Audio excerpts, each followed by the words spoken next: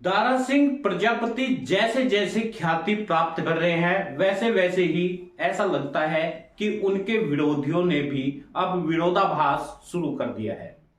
कई जगहों से लगातार अलग अलग प्रतिक्रिया सोशल साइट पर दिखाई देती है। कोई कहता है कि परमिशन थी तो क्यों आखिर प्रजापति समाज पर डंडे लाठी बरसाई गई। कई लोग कहते हैं कि परमिशन नहीं ली गई थी, लेकिन यह कार्य परमिशन लेने का दारा सिंह प्रजापति का नहीं था। और वैसे भी मैं आपको बता दूं, यदि दारा सिंह प्रजापति के पास परमिशन न होती तो शायद वह ये 3 प्रमुख जिले पार न कर पाते।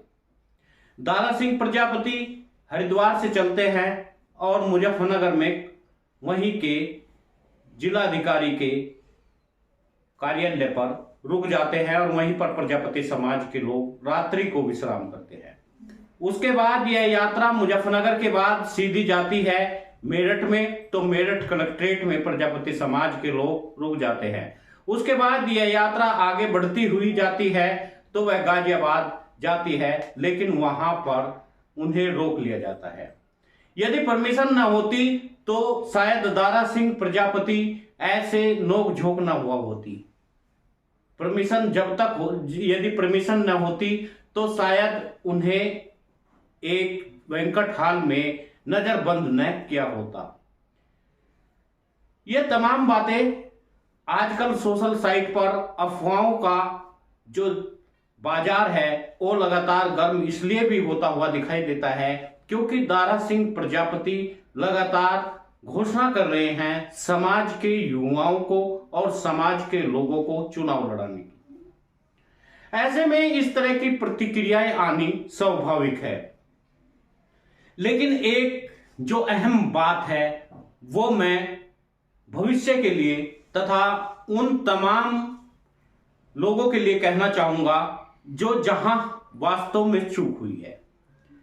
चूक वहां पर हुई है जब राष्ट्रीय प्रजापति महासभा के एक पैनल में कई लोग हो सकते हैं एडवोकेट हो, यहां तक कि बताया जाता है कि बुद्धिजीवी भी कई लोग रहे होंगे।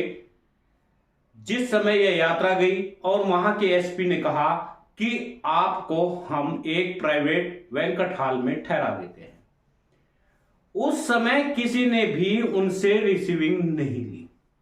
यही कारण है कि जो न्यूज़पेपर में आया उसमें कहा कि प्रदर्शनकारी एक वेंकट हॉल में बैठ गए, जबकि कहा यह जाना चाहिए था कि इस वेंकट हॉल में पुलिस ने उन्हें रोका। हालांकि प्राइवेट वेंकट हॉल था और पुलिस चाहती तो उस वेंकट हॉल में गोलियां भी चला सकती थी, क्योंकि वे कब्जाधारी दिखाया जा सकता था उन प्रदर्शनकारियों को।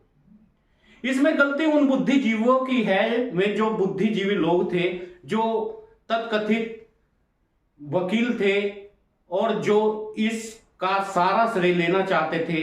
हालांकि ये बातें शायद दारा सिंह प्रजापति को इंगित नहीं करती है, क्योंकि दारा सिंह प्रजापति तो अध्यक्ष है और जवाबदेही बनती है उनके मंत्रिमंडल की, चाहे उसमें महामंत्री हो, चाहे प्रचार मंत्री हो और चाहे कोई अन्य मंत्री। अध्यक्ष पद पर यह सीधा आरोप नहीं जा सकता, लेकिन अंत भला तो सब भला। जो हुआ वो भी सही और जो होगा वह भी सही होगा, इसे मानकर हमें आगे बढ़ना चाहिए। जिस तरह प्रजापति समाज पर जुल्म और सितम की इंतहा हो गई, जिस तरह प्रजापति समाज पर और प्रजापति समाज की बहन बेटियों पर लाठी डंडे बरसाए गए, आखिर इसके पीछे कौन था? आखिर इसके पीछे क्या सत्ता नहीं थी? क्या सत्ताधारी वे लोग जो भारतीय जनता पार्टी के जय जयकारे लगाते हैं, उन्हें इसकी निंदा नहीं करनी चाहिए क्या? प्रजापति समाज के तमाम लोगों को पीटा गया, तमाम लोगों को मारा गया और कई जगहों पर कई पार्टियों के नेताओं ने इस पर प्रतिक्रिया भी दी। कांग्रेस की ओबीसी आईटी सेल ने कहा यह वास्तव में कुकृत्य किया गया है और कांग्रेस पार्टी का एक बड़ा कार्यकर्ता पदाधिकारी भी इसमें घायल हुआ, जिनका नाम अनुज इंद्रवाल था, और इसके साथ ही कई और लोग भी इसमें घायल हुए। लेकिन अब बात यहां पर आकर ठहर जाती है, आखिर यह इवेंट हुआ क्यों? आखिर इस तरह की जो एक बड़ी लड़ाई थी, जिसे कहना चाहिए कि समाज को राजनीतिक न्याय दिलाने की लड़ाई थी, इसमें जहां समाज के लोग लगातार जुट रहे थे, आखिर आज उन लोगों को कहा जाना चाहिए, उन लोगों से पूछ लेना चाहिए कि प्रजापति समाज का दर्द क्या है। प्रजापति समाज आज भी वहीं के वहीं फिर आकर खड़ा हो गया है जहां से चला था। सोचिए जरा उन लोगों के बारे में जिनके बेटों के सर फूट गए। सोचिए उन माताओं और बहनों के बारे में जिनको पुलिस ने लाठी डंडे मारे। आखिर यह सरकार किसकी थी? आपने देखा होगा मुलायम सिंह की सरकार में एक बार रामपुर तिरहा कांड हुआ था। उसके आरोप प्रत्यारोप आज तक मुलायम सिंह यादव पर लगाए जाते हैं।